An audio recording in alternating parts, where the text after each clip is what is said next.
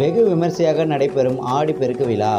ஆடிப்பெருக்கு நாளான இன்று காவேரியில் நீராடி காவேரி அன்னையை வழிபட்டு மஞ்சள், குங்குமம், மலர் வஸ்திரம் சமர்ப்பிப்பார்கள்.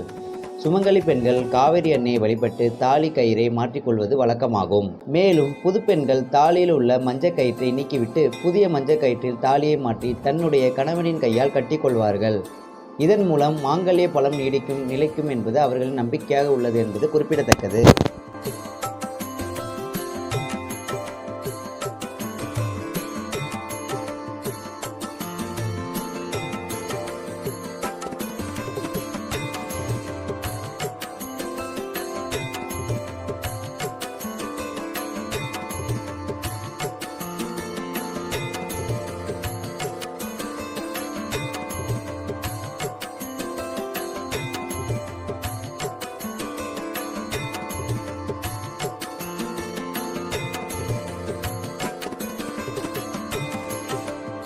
மயிலாடுதுறை காவேரி ஆற்றில் அமைந்துள்ள துலாக்கட்ட தீர்த்தம் 16 தீர்த்த கிணறுகள் உள்ள புனித இடமாகும். காசிக்கு இணையான இடமாக இது கொண்டாடப்படுகிறது. பழங்காலத்திலிருந்து ஆடி மாதம் 18ஆம் தேதி ஆடிப்பெருக்கு விழா வெகு விமர்சையாக மயிலாடுதுறை மக்களால் காவேரி துலாக்கட்டத்தில் கொண்டாடப்பட்டு வருகிறது.